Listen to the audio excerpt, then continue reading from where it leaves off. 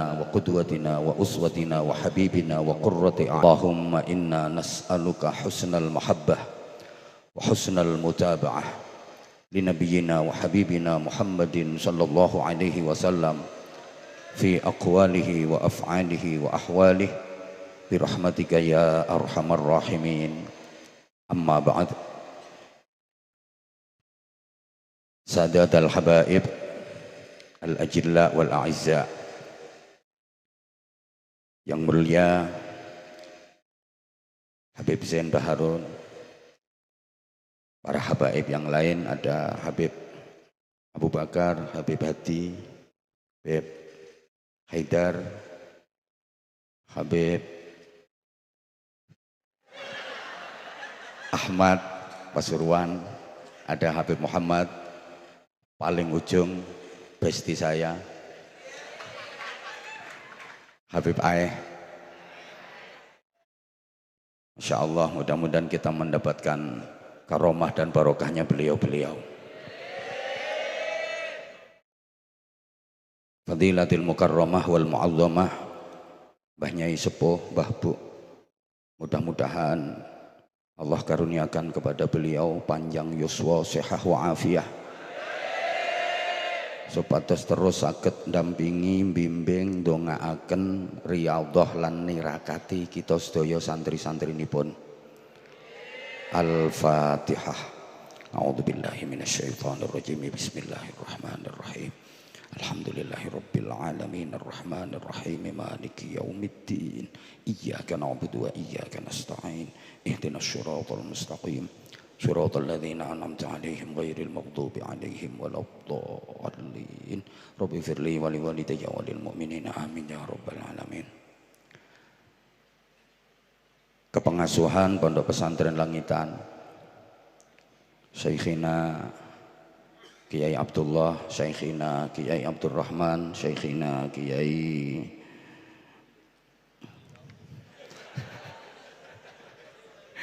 Besti kok lali, Kiai niki rodok Kiai Gus Maksum, Abi Hasan, wa ma'asyiral gawagis Persatuan Gus-Gus Pesantren, mata'anallah tula hayatihim wa nafa'anallah bi'ulumihim wa adamallah karamahum fiddin wa dunya wal akhirah.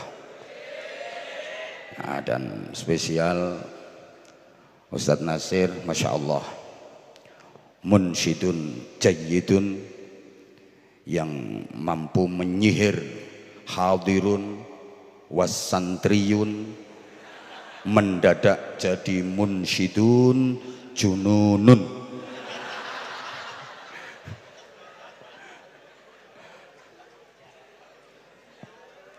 Hadir juga guru kita Buya Yahya Zainul Ma'arif, Masya Allah, harusnya yang ceramah beliau.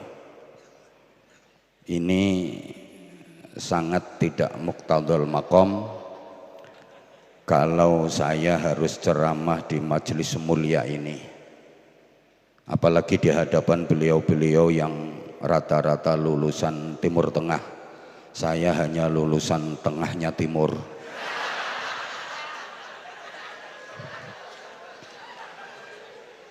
Harusnya Buya Yahya ini yang ceramah. Beliau benar-benar Masya Allah, kalau saya dibandingkan dengan beliau-beliau yang hadir di majelis mulia ini, jauh bainas sama was sumber minyak. Jadi saya malu banget, nanti tak ceritani nanti. Tapi ini saya didhawuhi sama Yaitullah, durasi ceramahnya 10 menit saja. Dalam oh 3 doso, oke, siap komandan. Harusnya Buya Yahya, beliau muallim, kalau saya masih muta'allim. Bener, beliau sudah qori, kalau saya masih agak-agak korak. Beliau benar-benar terpelajar, saya kan masih sering kurang ajar. Saya datang sebagai santri tabarukan sekaligus sowan kepada kiai-kiai saya. Jadi saya kesini niat sorogan di hadapan kiai-kiai saya. Izin nggih Gus, kula mandhap. Nggih. Jadi saya niat sorogan kepada beliau kiai-kiai saya. Makanya kalau nanti yang saya sampaikan ternyata kok salah, terus Kiai Dullah diam saja, maka yang dosa beliau.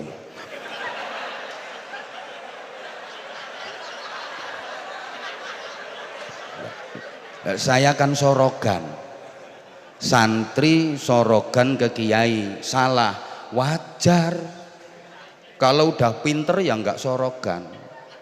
Malah sesalah apapun santri ketika sorogan ke kiai pasti dapat barokah. Ini istimewanya pondok pesantren. Orang diajar kiainya bab tahrimul ghasab itu. Iya, ya ini di musola agung ini diterang nih, al ghasabu utawi gosok iku minal kabairi, tetep setengah saking jumlahe pira-pira dosa gede. Dadi ngasap iku dosa gede, mantuk-mantuk kabeh. Kiyaine mudhun sandale ilang. Sing ngasap ya sing mantuk-mantuke paling banget itu. Tapi Masya Allah ya, begitu pulang santri yang gasap sandalnya kiai itu punya pabrik sandal. Makanya sampean pengen punya pabrik sandal, sesuk sandale Yaidullah sikat.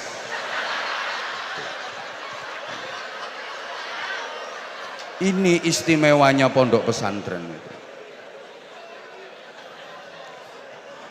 Allahumma sholli ala Muhammad.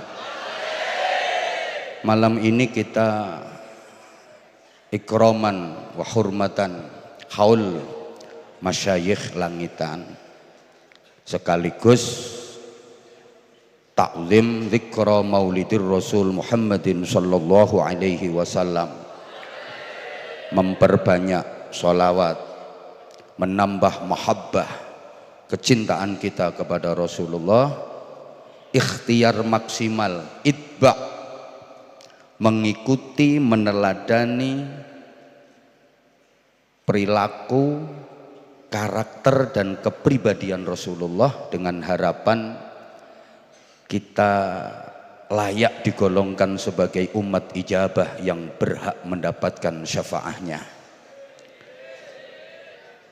Hormat maulid Nabi itu harus sesering mungkin. Ini saya sampaikan di masyarakat awam yang biasa saya hadapi. Jangan hanya di bulan Rabiul Awal saja. Memperingati maulid Nabi itu sebaiknya setiap hari. Tujuannya supaya penceramah-penceramah itu laris.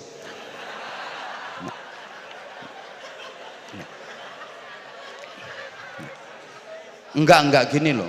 Agar kita diingatkan kembali dan terus diingatkan kepada sirah nabawiyah, perjalanan hidup Rasulullah, pemimpin agung kita, cermin indah kita, uswatun hasanah dalam seluruh aspek kehidupan kita, untuk kita contoh, kita teladani agar kita menjadi hamba-hamba yang baik dan benar, mendapatkan ridha Allah Subhanahu wa ta'ala.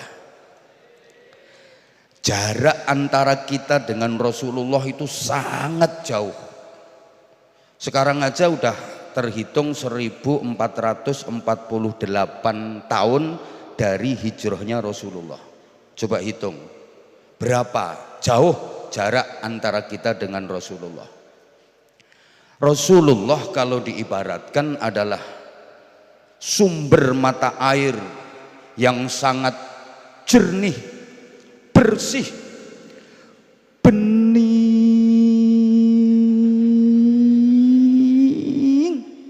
banget, gak ada noda sedikit pun.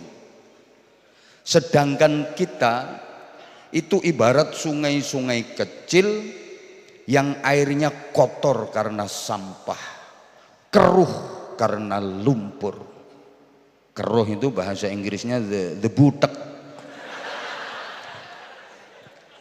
Rasulullah itu sumber mata air yang jernih, bersih, bening. Sedangkan kita sungai-sungai kecil yang airnya keruh, butek, bahkan ada yang udah sampai ke tingkat litek-litek. Maka wajib hukumnya bagi kita untuk sekerap mungkin, sesering mungkin mendekat ke sumber mata air tadi untuk mendapatkan kejernihan, untuk mendapatkan kebeningan, agar kita yang butek litek-litek ini dapat kucuran dari air yang jernih dan bening tadi. Rasulullah itu uswatun hasanah, teladan yang sempurna dalam seluruh aspek kehidupan, sehingga Rasulullah bisa dicontoh oleh siapapun, apapun status sosial dan latar belakang kehidupannya. Rasulullah adalah teladan terbaik.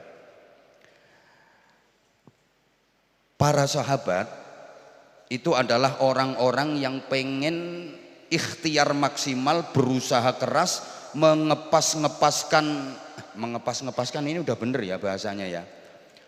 Pokoknya sahabat-sahabat niku priagung-priagung yang ingin bisa ngepas-ngepasno uripe supaya bisa kayak hidupnya Rasulullah.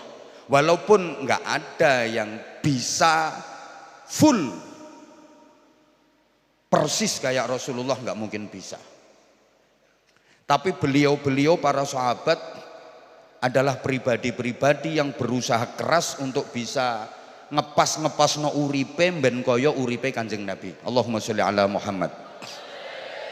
Rasulullah punya 4 sahabat terdekat yang kemudian kita kenal dengan Khulafaur Rasyidin. Ini unik, yang 2 menjadi mertua Rasulullah, yang 2 jadi menantu Rasulullah. 4 sahabat ini karakternya berbeda-beda. Pertama, mertua beliau Sayyiduna Abu Bakr Siddiq radhiyallahu taala anhu, ayahanda dari Sayyidatuna Aisyah radhiyallahu taala anha. Sayyidina Abu Bakar itu karakternya kalem, lemah lembut, santun, arif bijaksana. Mertua beliau kedua Sayyidina Umar bin Al-Khattab radhiyallahu taala anhu, ayahanda dari Sayyidah Hafsah. Wah, ini keras, tegas, berani, adil. Sayyidina Umar itu keras banget. Loh, katanya keras itu enggak boleh, maka di mana-mana kan dianggap pelanggaran, itu ada kekerasan dalam rumah tangga macam-macam. Ini sebenarnya salah istilahnya. Yang enggak boleh itu kejam. Jadi keras yang menjurus kejam. Kalau keras yang menjurus tegas, disiplin, lah itu harus. Kalau enggak ada kekerasan, lah bangunan pondok ini ya enggak bisa berdiri. Bayangkan cagae lemes kaya sosis. Lah bangunan ini bisa berdiri kan karena ada kekerasan. Enggak ada kekerasan, wong wedok-wedok ya ora iso meteng. Enggak ada kekerasan. Yang enggak boleh itu kejam. Jadi ini kan istilah saja toh. Coba maaf ya, sirahmu misalnya ora keras, iso lemes kaya gudir. Mendidik santri itu harus keras, tapi kerasnya itu dalam rangka disiplin dan tegas. Harus santri kalau nggak didik kayak gitu ya nggak karo-karuan nanti. Sayyidina Umar ini luar biasa. Saking keras dan tegasnya beliau. Misalnya beliau lagi potong rambut, digunting krek krek krek krek krek. Beliau dehem saja. Gunting mencelat. Itu Sayyidina Umar. Lagi jalan bareng dengan para sahabat, grok grok grok grok. Tiba-tiba Sayyidina Umar berhenti mendadak. Grek, tanpa dikomando. Semua sahabat yang membersamai Sayyidina Umar otomatis ikut mandek. Grek. Saking hebatnya. Bahkan setan itu kalau melihat ada jalan mau dilewati Sayyidina Umar itu nggak berani lewat jalan situ.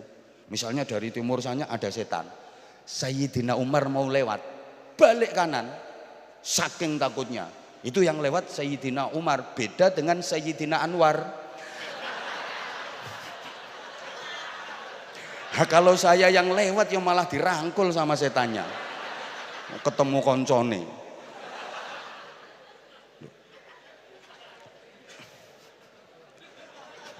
Yang satu santun, kalem, halus, lemah lembut, bisa mencontoh Rasulullah. Rasulullah adalah contoh terbaik dan itu kepribadian Rasulullah. Satunya tegas, sakti, gagah, berani, adil, bisa mencontoh Rasulullah. Karena memang itu juga kepribadian Rasulullah Shallallahu Alaihi Wasallam. Nah, yang dua jadi menantunya. Sayyidina Utsman bin Affan yang dijuluki Dzunnurain, yang mempunyai dua cahaya. Karena beliau menikah dengan dua putri Rasulullah. Pertama menikah dengan Sayyidatuna Ruqayyah, kemudian setelah beliau wafat menikah lagi dengan Sayyidatuna Ummu Kulsum. Iki kok pelongo-pelongo kok ya orang ngerti sejarah iki. Khulasohnya masih diajarkan apa enggak? Pakai khulasoh Nurul Yakin. Nah, aku biyen yo iku no kene khulasohe. Kok pelongo-pelongo tuh? Sayyidina Utsman ini gimana, Gus? Oh, terpesona. Sayyidina Utsman ini kaya raya, luar biasa kekayaannya. Sampai sekarang itu loh di Madinah masih ada hotel wakaf Utsman bin Affan di Madinah. Mudah-mudahan semuanya bisa ke sana. Tanganku lo nyudeng nandi mbok amini ku lo. Harusnya Madinah kan ke sana toh. Masuk ke sana kok mbok amini, katanya nang Surabaya toh sampean. Kaya raya luar biasa Sayyidina Utsman. Pemalu, santun, ekonom, kaya raya. Menantu satunya lagi Sayyidina Ali bin Abi Thalib karramallahu wajhahu radhiyallahu taala anhu, cerdas, jenius, tapi beliau sangat kismin. Kismin ini sak ngisore miskin. Sangat miskin. Dua-duanya juga bisa mencontoh Rasulullah Shallallahu Alaihi Wasallam. Rasulullah adalah teladan terbaik. Nah, udah 10 menit lebih. Ngolor-ngolor ini. Kalau kita nggak bisa mendekat ke sumber mata air yang jernih, bening, bersih tadi, setidaknya kita harus berusaha mendekat ke sungai-sungai besar yang airnya masih terjaga kebersihan dan kejernihannya.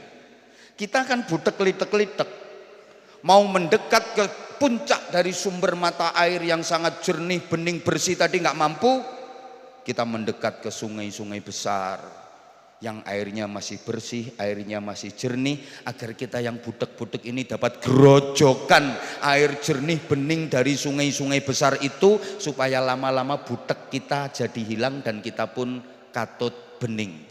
Siapa yang dimaksud sungai-sungai besar yang airnya masih jernih, masih bersih kok sampai bernih? Tidak lain dan tidak bukan adalah para ulama, para kiai.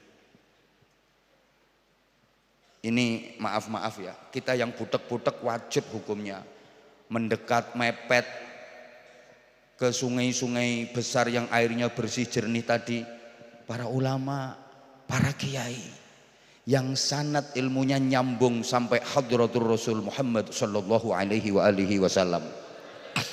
Nah, adik-adik, akhir-akhir ini kan ada upaya untuk menjauhkan umat dari ulama. Sesama ulama dibentur-benturkan. Masya Allah, kalau mengikuti media sosial kita harus ekstra hati-hati dan waspada. Tujuannya apa? Supaya masyarakat itu benci sama ulama, supaya masyarakat itu menjauh dari ulama. Kalau sudah seperti itu, fantadhiris sa'ah, tunggu saat kehancurannya. Macam-macam framingnya. Nggak usah kiai, apa itu kiai? Kiai padha wonge, ngentut padha basine. Pokoknya langsung Rasulullah, langsung Kanjeng Nabi. Lah dia yang ngomong kayak gitu itu ketemu Kanjeng Nabi yo kapan? Lah terus dia tahu Kanjeng Nabi dari siapa kalau bukan dari ulama, betul? Ada yang udah nggak doyan kitab kuning. Apa itu kitab kuning karangannya manusia? Lah yang bilang kitab kuning karangannya genderuwo ya siapa? Makanya sekarang udah mulai dijauhkan supaya nggak mau baca Fathul Qorib, Fathul Mu'in, Fathul Wahab, agar bacaannya berubah bukan Fathul Wahab tapi Fathul WhatsApp, Raudatul Facebook, Kifayatul Instagram, Nihayatul TikTok. Itu sanad ilmunya sampai Fadilatil Mukarram wal Mu'azzam Syekh Google radhiyallahu anhu. Jadi nanti thoriqohnya pakai thoriqoh internetiyah.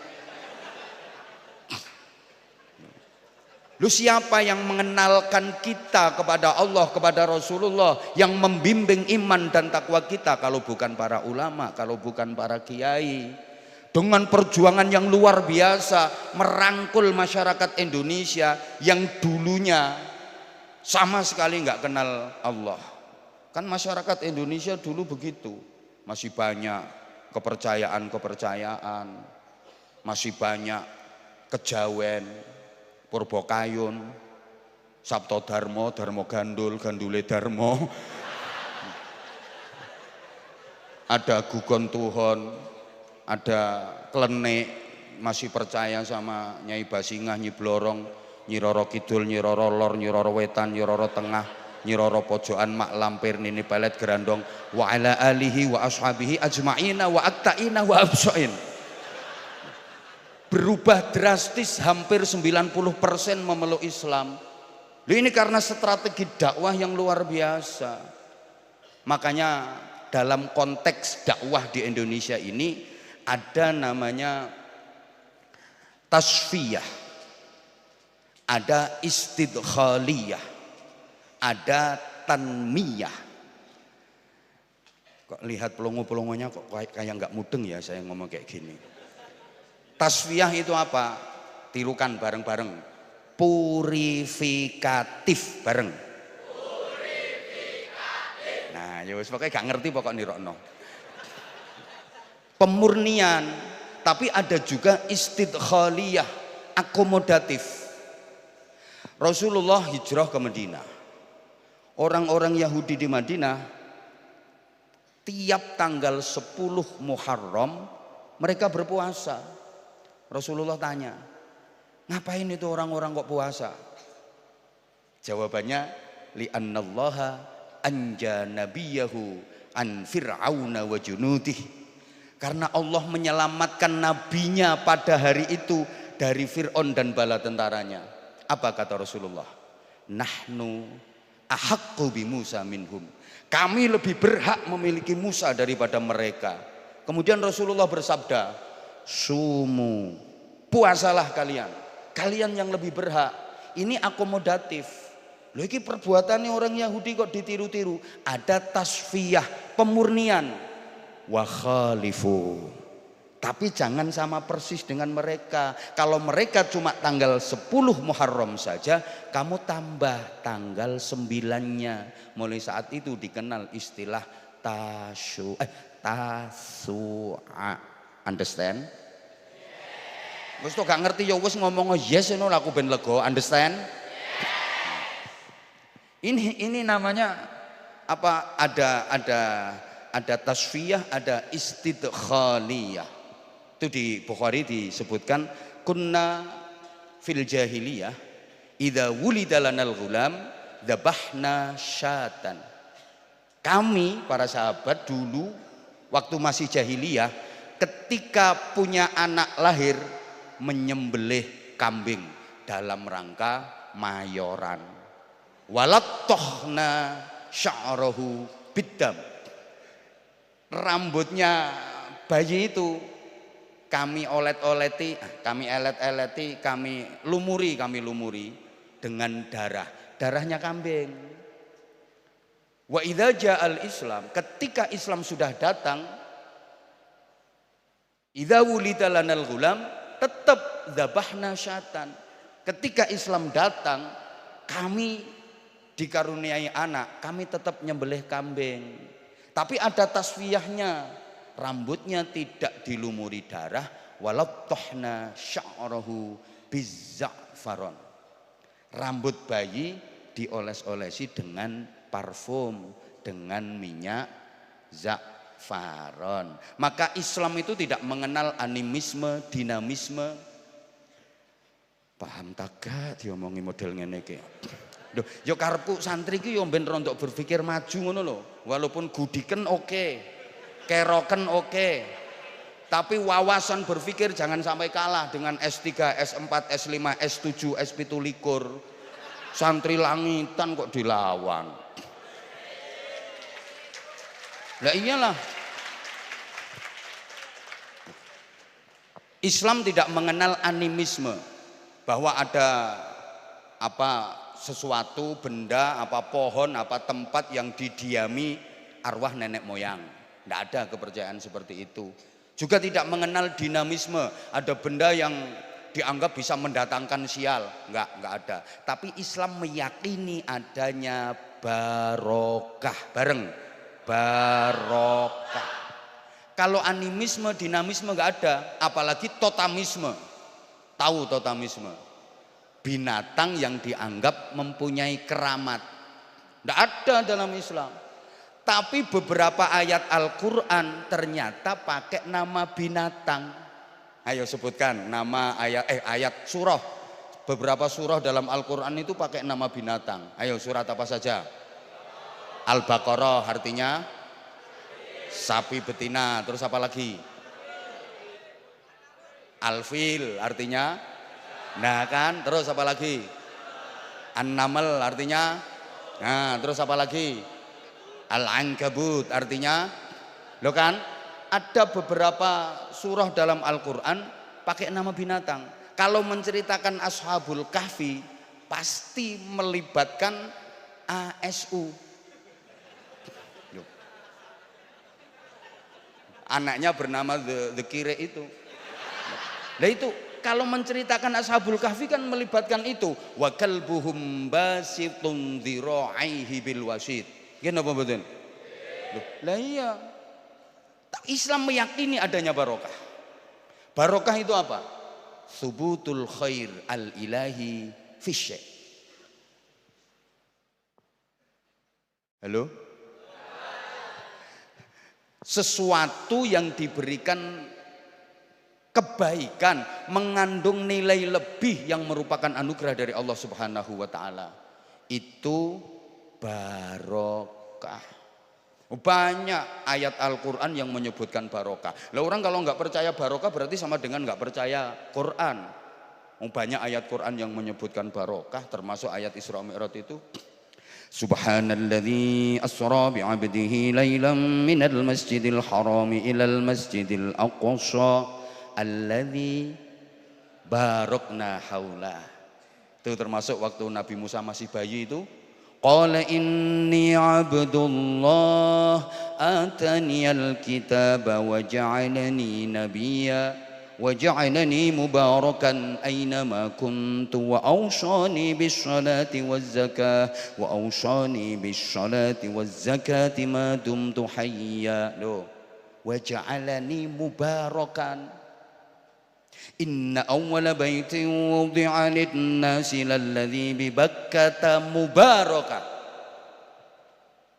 Walau anna ahlal qura amanu wattaqau lafatahna alaihim barakatim minas sama'i wal ard.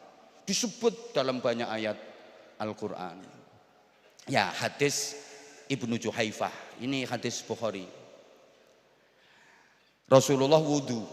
Ketika Rasulullah wudu, sahabat Bilal ini memarani Rasulullah yang lagi wudu, terus sahabat Bilal ndoprok air bekas wudunya Rasulullah ini ditadaui sama sahabat Bilal. Tadoi, terus diusap-usapkan ke wajahnya, ke tubuhnya, ke rambutnya. Ngalap barokah. Melihat itu, sahabat-sahabat yang lain pada gemeruduk, ingin niru-niru apa yang dilakukan sahabat Bilal. Padahal mereka jumlahnya 1000 lebih. Kira-kira kebagian semua apa enggak? Ya jelas enggak. Jongkrok-jongkrokan pengen dapat percikan air bekas wudunya Rasulullah. Akhirnya faman asoba tamassaha, yang bisa mendapatkan percikan air itu, wah gembira bahagianya luar biasa, diusap-usapkan ke wajahnya. Wa man lam yusib, dan yang enggak kebagian, ya'khudhu min balaliyati sahibi. Jadi temennya yang dapat cipratan air itu dilihat, oh tanganmu teles kene, diusap-usap na wajah. Ngalaba. Dari sini maka santri-santri di pondok pesantren itu luar biasa gilanya sama barokah. Walaupun banyak dinyinyiri oleh netizen yang maha benar dengan segala firmannya. Santri luar biasa soal itu. Diyakini betul, maaf, sisa daharane kiai, sisa unjukane kiai, nggo rebutan. Tasik mboten ngoten niku sakniki. Terus itu dadi kiai mantun dahar ngoten niku ada sisanya. Masya Allah nggo rebutan sampai piringnya dielet-elet gini. Kiai habis minum nggak habis, jongkrok-jongkrokan. Di tempat saya malah luar biasa. Minum sama sekali belum tak minum dientekno.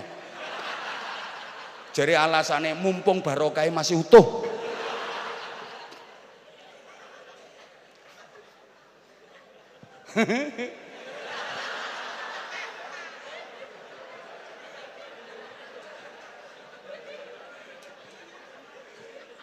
Syarahnya Sahih Bukhari, kalau sampean mau cari sendiri, Fathul Bari, karyanya Ibnu Hajar Al Asqalani. Rasulullah haji, selesai wukuf, kemudian mabit di Musdalifah, fa'ata Jumratul Aqabah faromaha. Rasulullah menuju Jumrah Aqabah untuk lempar. Setelah itu fayati al-hallaq, Rasulullah mendatangi tukang cukur tahlul. Ketika dicukur itu krek, rambut dipegang, dikasihkan sama sahabat yang ada di sampingnya. Rambutku, nih rambutku, nih rambutku, nih rambutku, nih rambutku, sampai gundul, habis rambut Rasulullah digundul. Jadi banyak sahabat-sahabat yang mempunyai rambut sucinya Rasulullah Shallallahu Alaihi Wasallam. Wah luar biasa senangnya punya rambutnya Rasulullah itu.